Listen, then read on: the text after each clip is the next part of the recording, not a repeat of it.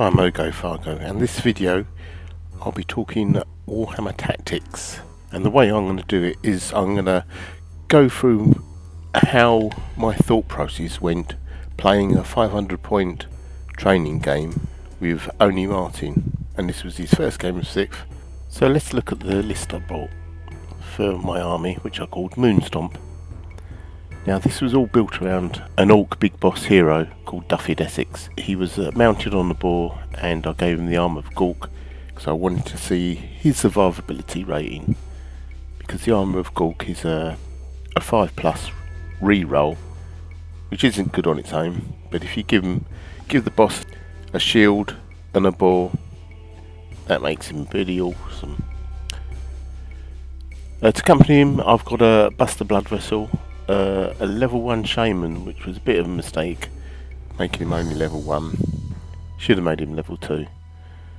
I gave him Nibbler's Itty Bitty Ring, and I took a unit of Night Goblins with one Fanatic. I took a unit of Wolf Riders, a unit of Snotlings, and a Snotling Pump Wagon. I don't want to delve too much on my unit choices, because I'm not doing anything to do with tactics on choosing your units. I don't believe you should pick an army to win. You should play to win with the army that you pick, if you know what I mean. So let's see what I'm facing. Now, Oni's army, Gruffalo buff. He's got it equipped with a War Gore as a general, which is a pretty awesome fighting force. He's included a Brain Shaman, and I didn't know at the time, but this was also a level 1. He took 2 Beast Herds, and unusually he chose 10 Gores and only 5 Ungores in this setup, because apparently he said he would have preferred just to have pure Gores if he could in his unit, because of that's how he used to play it apparently. So he took a unit of Chaos Warhounds, very cheap, and they can be a pain, and a Tuskar Chariot. The first part is dividing the enemy army up into units and matching them with your own units of how you're going to deal with him. Try and do it in a rock, paper, scissors. So you've got 2 Beast Herds, and the characters might be in them. You've got 1 set of Chaos Hounds and a chariot spinning around the battlefield. Obviously the chariot can't march movement of 7 with the chariot, whereas the 2 Beast Herds can move 10, I believe. 10. So they're fast moving, and you've also got the Chaos Warhounds. They can march and move at 14. So I divide that as 4 units that I've got to deal with. So I was going to take one of the Beast Herds on with one of my Night Goblin unit. The other one I was going to hold up with my Snotlings, and eventually get a charge in with my Wolf Riders. I was going to use my big boss, because he's on a boar, to take care of the Chaos Warhounds, and then quickly run across and deal with the Tuskar Chariot. I was hoping my Shaman would deal with his Shaman, and then all your plans go to pot when you're all set up. The battlefield was set up as shown, where we've got 2 buildings in the south. You've got a large rock feature in the middle, and you've got the woods over to one side, and a wall in the north, and some like a temple columns as well on the right flank. Right, this picture shows the initial deployment, and my plans had already gone to pot, because my Shaman, Buster Blood Vessel, was over one side of the field, whereas the Bray Shaman was on the right flank. I'll quickly switch to desktop recording mode, just to talk about the deployment and terrain. In this battle, the terrain didn't play a greater part in the game, because there was no missile fire, so it's only the spells which required line of sight. But the pieces that were relevant obviously was this massive rock in the middle which divided the table up, and these woods which provided cover, because if you can't see your targets you can't charge. And the other terrain usage I got was by positioning my Buster Blood Vessel Shaman here is sheltered from charges because of this walled cemetery there, and the gap I'd had was actually a bit smaller than that. It prevented any charges from the chariot onto me Shaman there. And although I've obscured his line of sight here, you'll say, oh well, you can't see, but the Buster Blood Vessel's only target was to keep hitting that the beast herd with the war gore. So this was the plan. I was going to try and get the first beast herd with the Brave Shaman held up by the Snotlings, and then get a rear charge with the Wolf Riders, try and get Duffied Essex, the big boss, to take out the Chaos Warhounds. Meanwhile, I'll get the Snotling Pump Wagon to engage the beast herd that contained the war gore, and hold that up and see if I could get a flank charge with the Night Goblins, and try and get everything done as quickly as possible before the Tusker Chariot gets into action. Now Gruffalo Bluff got the first move, and to show, even though only hadn't played Warhammer Fantasy Battle 6th edition, he still showed that he was a good general, and straight away marched fast. He moved both units full 10, he moved both his beast herds the full 10 inches, and moved his warhounds as well on the right flank, and the Tusker Chariot just plodded along on the far extreme left. Yeah, there was no magic because the Brave Shaman took the Law of Death, and his spell was Drain Life, which was a bit harsh because it's 10 plus casting. Obviously he didn't know that he could have exchanged it for the Dark Hand of Death, which would have been far easier for a level 1 to cast. So with Drain Life having a range of 12 inches, no one was in range anyway. Moonstomp turn 1. On the left flank, I sent my pump wagon quickly to engage the Wargore. I sent out the Wolf Riders to match the Warhounds and block their path, giving them a hard choice to either charge me or be charged. And I positioned my big boss just in range of the trees, so that once the Warhounds tried to charge the Wolf Riders, who would flee, it would line them up perfectly for him to charge the Warhounds and destroy them. I marched the Snotlings up on the right flank to get closer to engage the right flank beast herds. In my first magic phase, because I had a Gaze of Mork, I thought if I can cast Gaze of Mork at the left flank beast herd and cause enough damage, maybe that can cause a panic test and they would run away. So I really wanted this one to succeed. I knew I might only get one chance at this, because anything I did, the Brave Shaman would dispel anything my Night Goblin Shaman cast. Now I did also have Nibbler's Ring, which gives a bound spell level 3 Headbutt. But in this magic phase I did not have a line of sight to the Wargore, only to the rank and file Gores. So I wanted to keep this bound spell a surprise, as I expected the Brave Shaman to use at least 2 dispel dice on the Gaze of Mork and keep 1 dice in reserve for anything else, which he did. This meant that on subsequent turns only would likely to use the full power of 3 dispel dice on the Gaze of Mork, not knowing I had a surprise headbutt spell which I could get off without fear of being dispelled.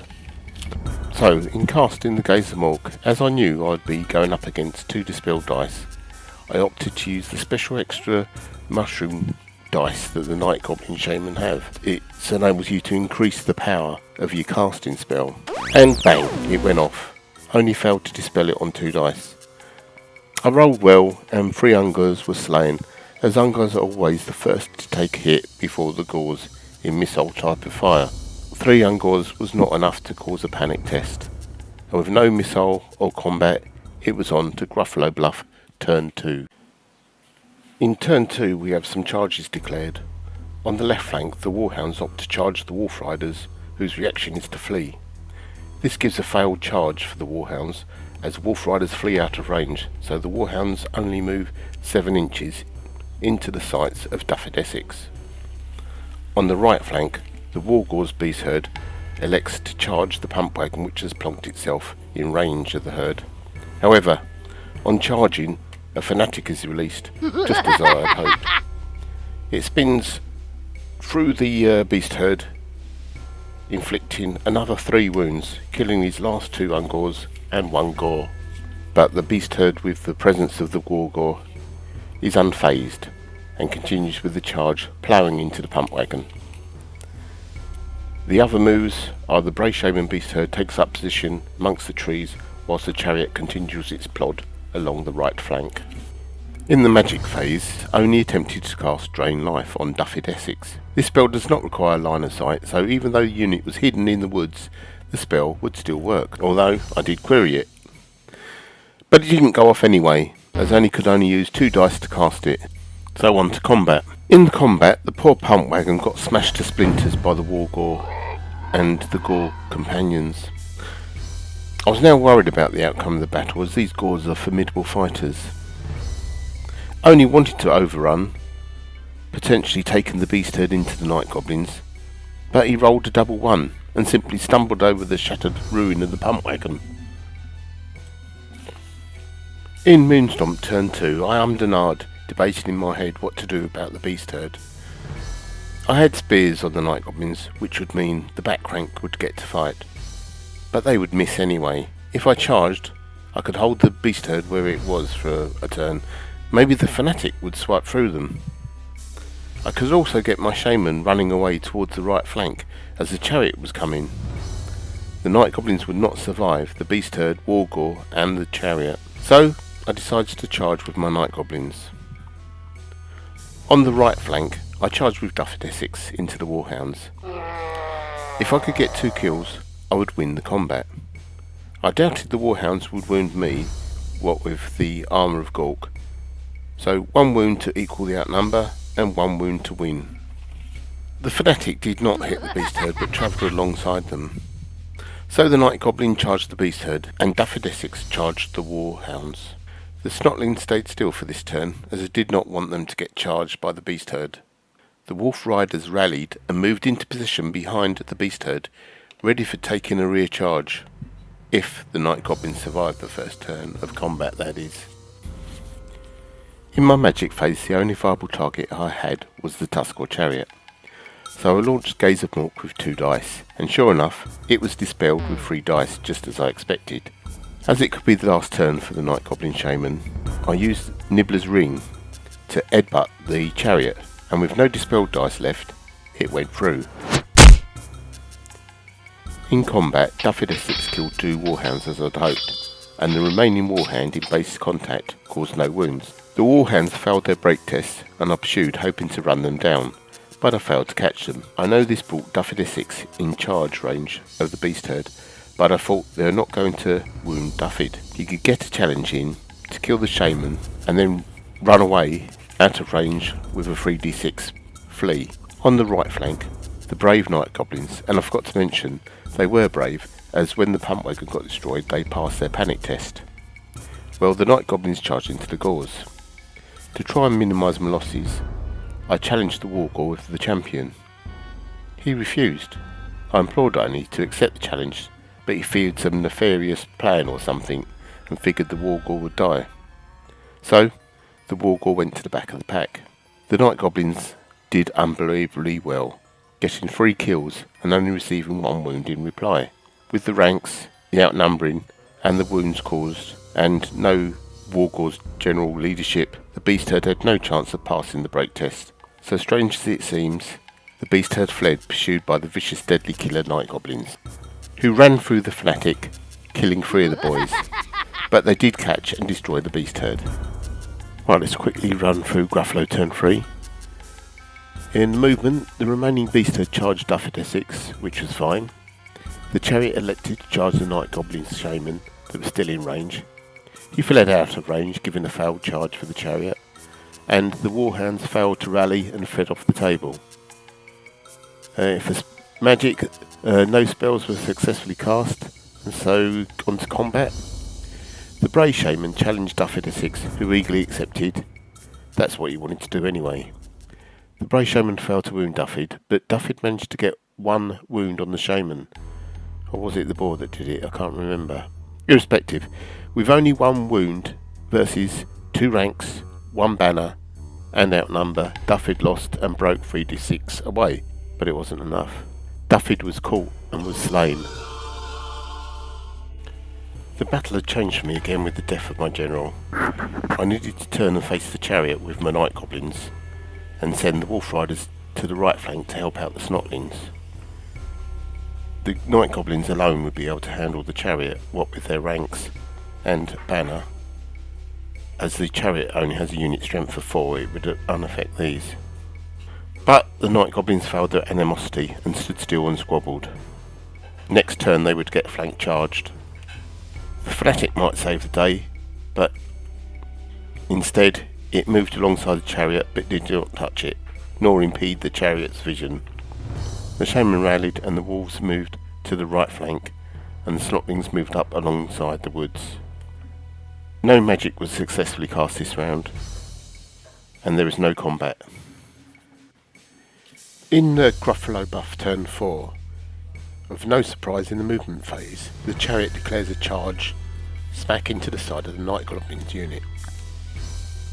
Now, other than the impact hits, I'm not too worried about this, as the chariot has a unit strength 4, which means I keep my rank bonuses and there is no flank bonus.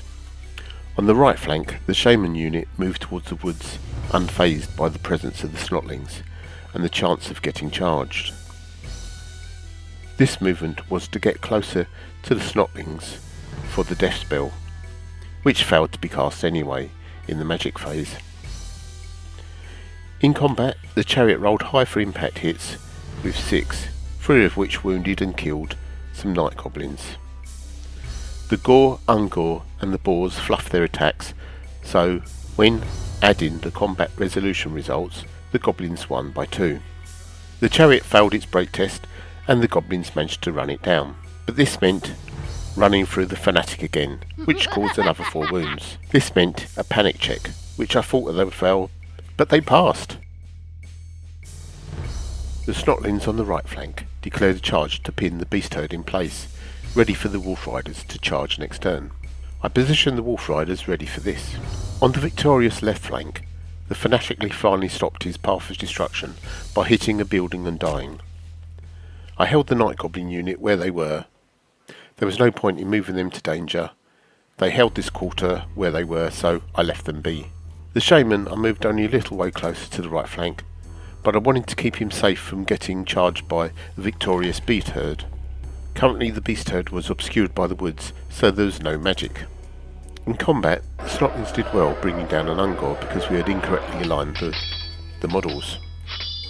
I know now that it should be the gores aligned to the combat rank now. The snotlings only lost 1 wound, but still lost the combat due to rank and outnumbering. Welcome to Unbreakable. Gruffalo buff turn 5. The shaman moved within the unit to face the snotlings. He failed to cast any magic and performed badly in combat. Still, 2 wounds were suffered by the snotlings, reducing them to 2 bases. Again they held by being unbreakable. Moonstomp turn 5. This was supposed to be my last turn of victory, but the wolf riders failed their animosity, so stayed where they were and bickered. I was worried now about the snotlings holding the beast herd, So, I retreated my shaman out of range should the snotlings be smited from the table, and have the beastmen break through the forest and cast death spells on the shaman. I should not have been worried, as only one wound was suffered by the snotlings and they held. Gruffalo Bluff turn 6. This was Gruffalo Bluff's last chance to score for a draw by wiping out the snotlings. The Brave Shaman's death spell was dispelled, and in combat only one wound was caused on the snotlings, meaning the second base still clung on to existence. Moonstomp turn 6. Thankfully, the Wolf Riders passed their animosity, so at last the charge was declared. The Beast Herd passed their panic test due to being in combat while being charged in the flank or rear, but suffered 3 wounds in the Wolf Riders' charge, whilst they only did 1 wound to the snotlings. With the ranks negated and now being outnumbered, the Beast Herd lost combat by 1. They failed their break test and were run down by the Wolf Riders. The Beastmen had been exterminated. If you'd like more battle reports like this, please subscribe and hit the like button, and put a comment below. If you want me to stop, please put a comment below. I'm Ergo Fargo, and I thank you.